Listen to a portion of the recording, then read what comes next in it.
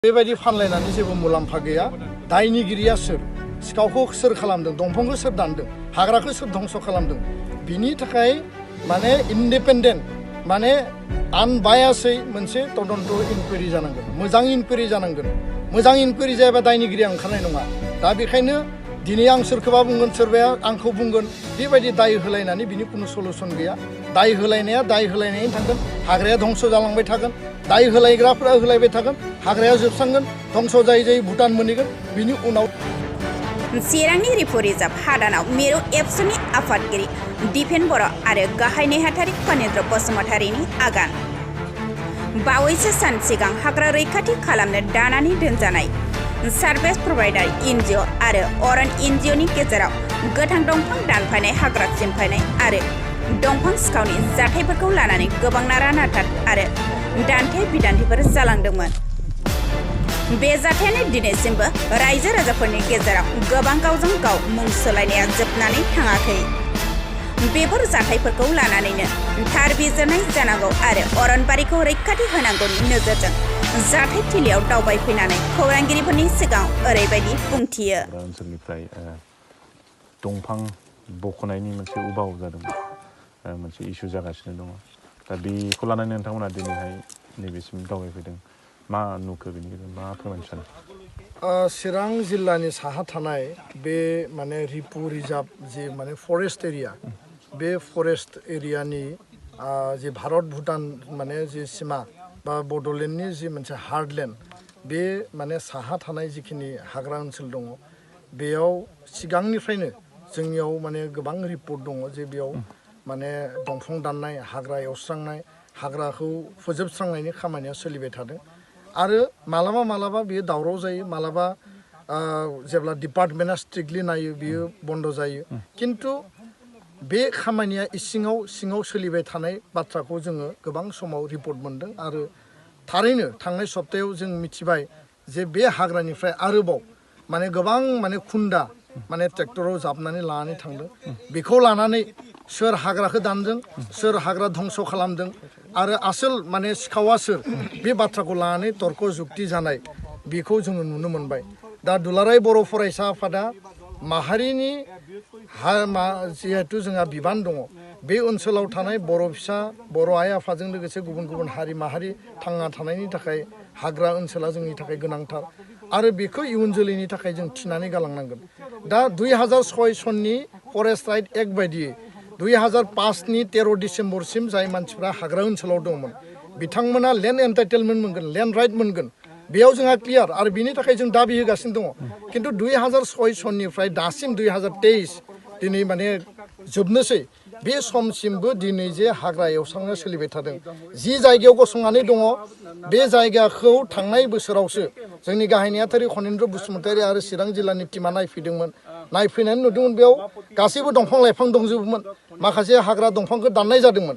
खिन्थु दिनै जों नुबाय बेयाव हाग्रा एवस्रांनाय, खेथि मावनाय, बेयाव माने अर सुनानै माने फोजोंबाय थानाय, बे थासारिफोरा मानो जादों? बेथ' मोनसे इलिगेल एनक्रचमेन्ट।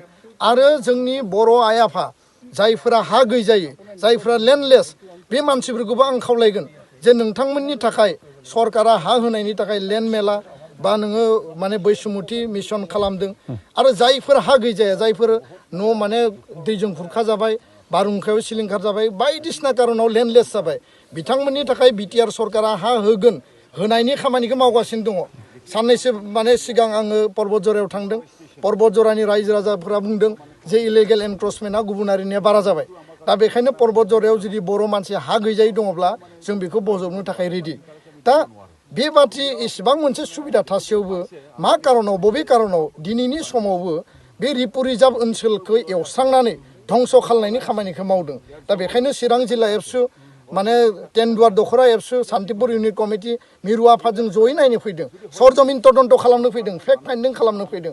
आसलते हाग्राखौ सोर दानदों, मानो दानदों, धंस खालामनायनि एजेन्डाया मा, आरो बेयाव सोरनि माने षड़यन्त्रआ, सोरनि कनस्पिरेसिया, सोर सिखाव, सोर माने दंफां सुरां माने खामानि मावग्राफ्रा दिनै मावगासिनो दङ। दुलाराय बर' फरायसा आफादनिफ्राय जोङो स्ट्रंलि जोङो बुंदों जे दंफां दाननाया बन्द जानांगौ, हाग्रा एवस्रांनाया बन्द जानांगौ, हाग्रायाव एनक्रच खालामनाया बन्द जानांगौ। बेखौ कुनु कारनाव सैज्य खालामनाय जानाय नङा।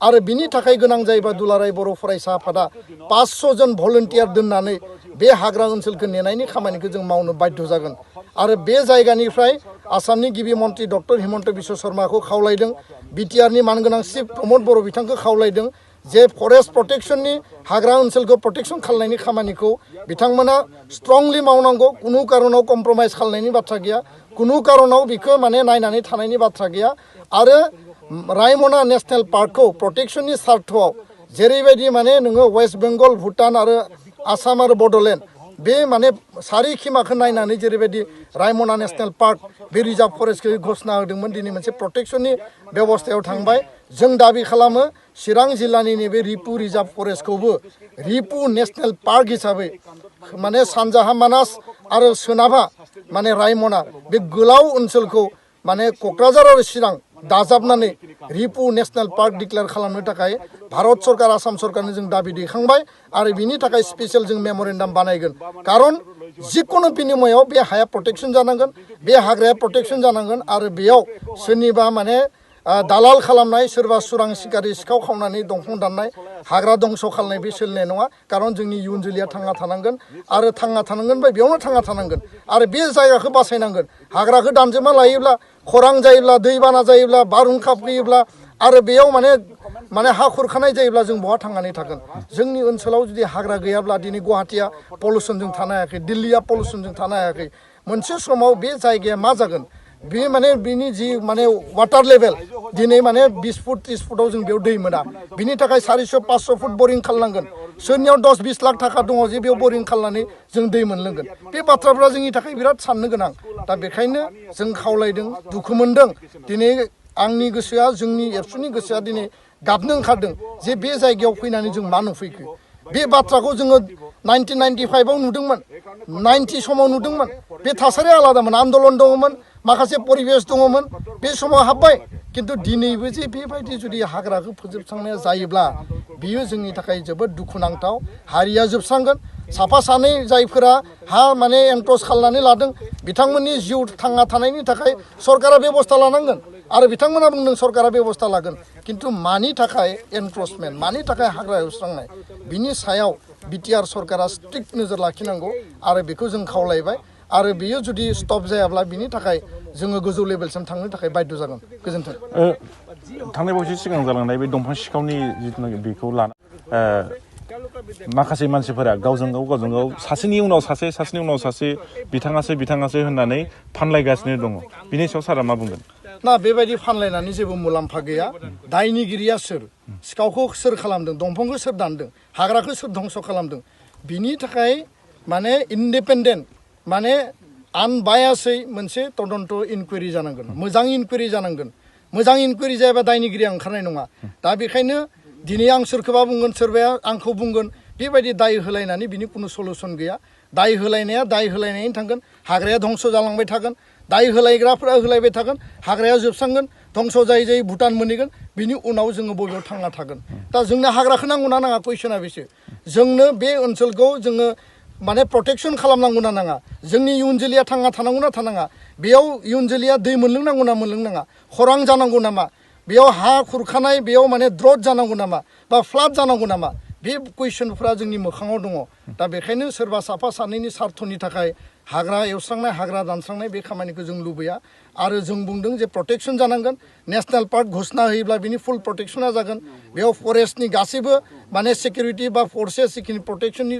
टिम दङ बिसोर थाफैगोन दा बिनि थाखाय बिटिआर सरकारा खामानि मावनांगोन प्रप'जेल हरनांगोन आसाम सरकारनि गिबि मन्थ्रिखौ जोंबो खावलायगोन सरकारनिफ्रायबो खावलायनांगोन आरो भारत सरकारखौ नारसिननानै बेखिनिखौ आदाय खालामनांगौ नङाब्ला फैबाय थानाय बे 2 बोसोराव जिखिनि दङ 10 किल'मिटार दङ होननानै बुंदों बियो जोबनो थाखाय बारा गोबाव गैलिया आरो बियो जोबनांगौबा बर' हारिनि थांना थानायानो माने रैखाथि गैयै जागोन होननानैसो आं दिनै बुंनो नागिरो गोजोन्थों